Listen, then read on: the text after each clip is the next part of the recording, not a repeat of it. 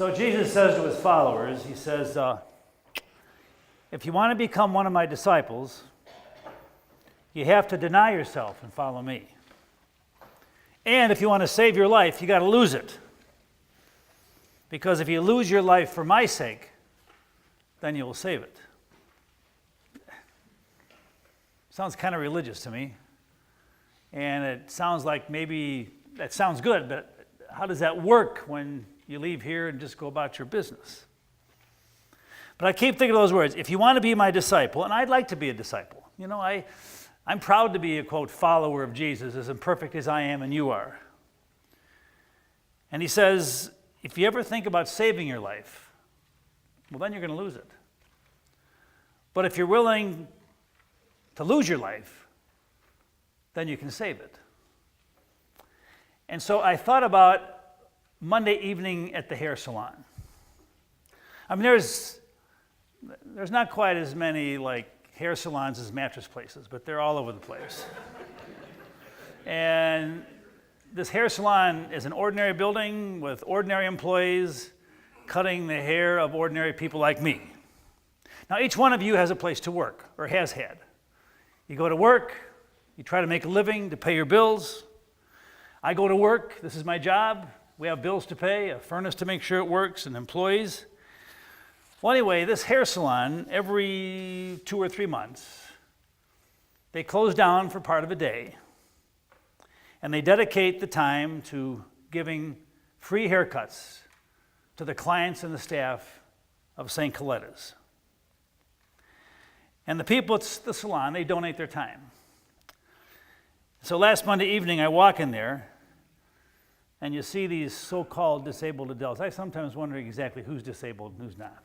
I mean, these disabled adults, they come in, they're polite, they're happy, they're content. And the staff, of course, of the salon is wearing a cutting-edge All Saints Love Bucket t-shirt. And I mean, you walk in the door of the salon, and it just feels good. It feels like you're going to a really good church. And in a way, these haircut stylists are denying themselves. They're not getting paid. Some of them have to make sure that their kids at home are being taken care of while they're here at the salon donating their time. And somehow, in denying themselves, they actually are finding themselves.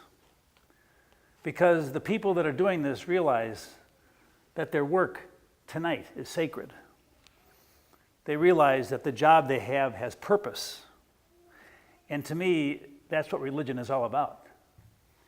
It's taking what you do in your life, whether you cut hair or preach, or you're a plumber or a stay-at-home parent, whatever it is, you take what you do in life and use your life to have purpose for other people.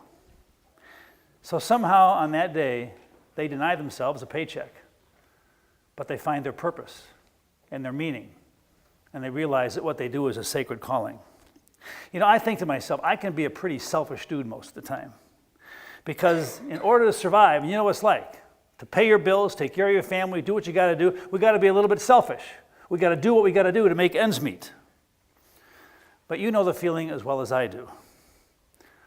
When you can lose yourself in somebody else. When your journey and somebody else's journey collide, and you use that collision to make the world a better place. When you quit thinking about yourself once in a while and turn your spirit over to somebody else, that's when the angels sing. And that is the best feeling in the world. To be able to let loose and make somebody else's kingdom and little world a better place. Last Sunday, we went to the Illinois Veterans Home with your money in a plastic bag. The church, thanks to you, 1,200 singles. One of the guys that went there had 100 singles of his own. One of the hair salon people gave me an envelope full of 50 singles.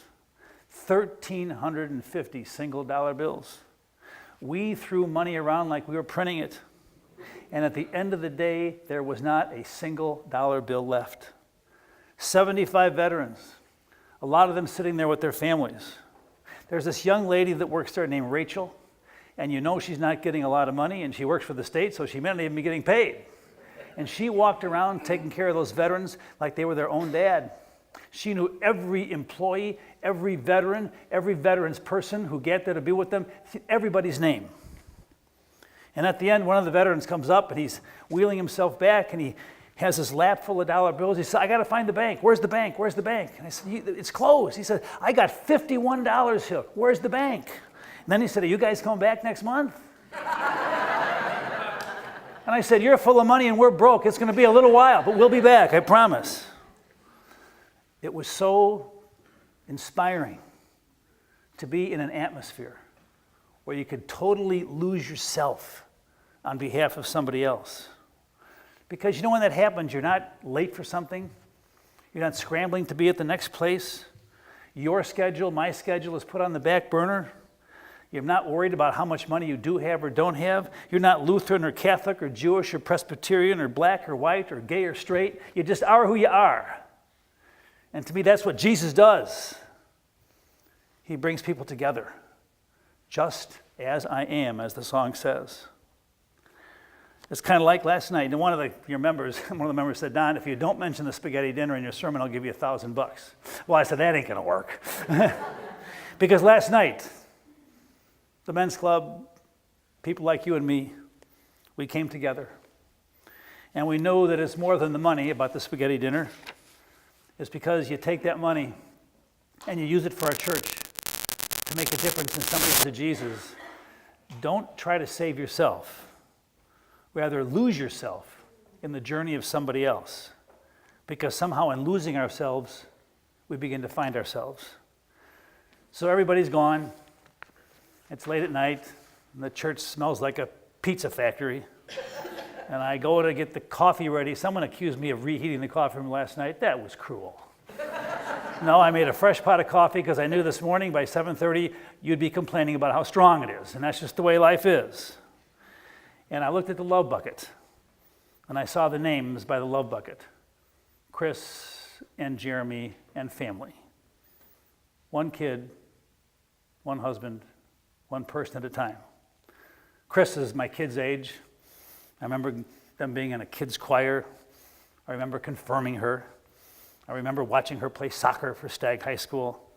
And her journey, like a lot of ours, has had some mountaintops, it's had a lot of valleys and everything in between. I remember when Chris gave birth to her first son, and he passed away after not being alive for very long. I remember giving her older daughter first communion, and of course she has a young daughter too who has a pretty significant disability. And even Chris herself has had 2 heart surgeries, and she's only 42 years old.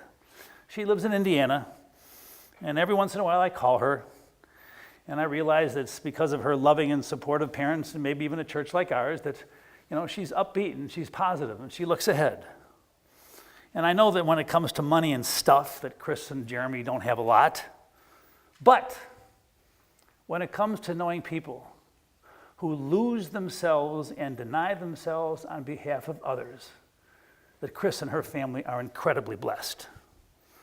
We all spend most of our time doing what we got to do. And that's okay, because that's who we are.